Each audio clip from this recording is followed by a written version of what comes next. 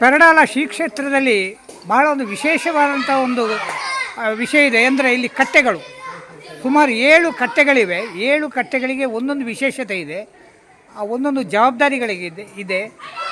ಈ ದೇವಸ್ಥಾನದ ಕೂಟುಕಟ್ಟೆಯಲ್ಲಿ ಅವರ ಮಹತ್ವದ ಪಾಲು ಇದೆ. ಸ್ವಾಮಿ, ಅದು ಏನು ವಿಷಯಗಳು ಸ್ವಲ್ಪ ಪೆರಡಾಲ ದೇವಸ್ಥಾನದ ಒಳಾಂಗಣದಲ್ಲಿ 3 ಕಟ್ಟೆಗಳಿವೆ. ಒಂದು ವಸಂತ ಕಟ್ಟೆ, ಅದು ದೇವಸ್ಥಾನದ ವತಿಯಿಂದಲೇ ಆದಂತಹ ಕಟ್ಟೆ.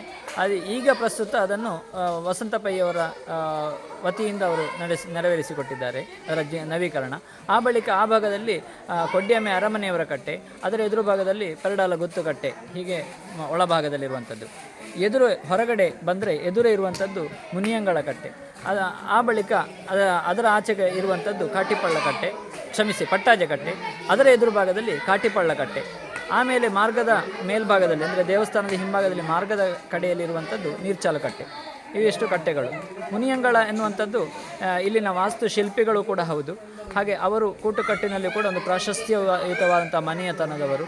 ಹಾಗೆ ಅವರ ಒಂದು ಉಸ್ತುವಾರಿಯಲ್ಲಿ ಈ ಧನು ಸಂಕ್ರಮಣದ ಜಾತ್ರೆಗೆ ಪೂರ್ವಭಾವಿಯಾಗಿ ವೃಶ್ಚಿಕ ಸಂಕ್ರಮಣದಲ್ಲಿ ಸಮಾರಾಧನೆ ನಡೆಯುತ್ತದೆ.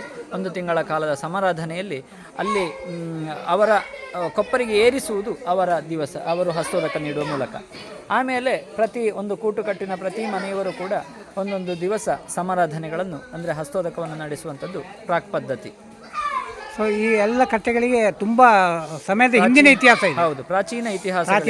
ಈಗ ನವೀಕರಣ ಮಾಡುವಾಗಲೂ ಕೂಡ ಹಾಗೆ ನಾವು ಆ ಮನೆತನದವರನ್ನು ಆಡಳಿತ ಕಮಿಟಿಯವರು, ಬ್ರಹ್ಮಕಲಶೋತ್ಸವ ಸಮಿತಿಯವರು ಸಂಪರ್ಕಿಸಿಕೊಂಡು, ಜೀರ್ಣೋದ್ಧಾರ ಸಮಿತಿಯವರು ಸಂಪರ್ಕಿಸಿಕೊಂಡು ಅವರದೇ ಉಸ್ತುವಾರಿಯಲ್ಲಿ ಅವರೇ ಮನಸ್ಸು ಮಾಡಿ ಅವರ ತಮ್ಮ ಸಹಕಾರವನ್ನು ನೀಡಿಕೊಂಡು ಜೀರ್ಣೋದ್ಧಾರವನ್ನು ಮಾಡಲಾಗಿದೆ. ವಂದನೆಗಳು. ಧನ್ಯವಾದ.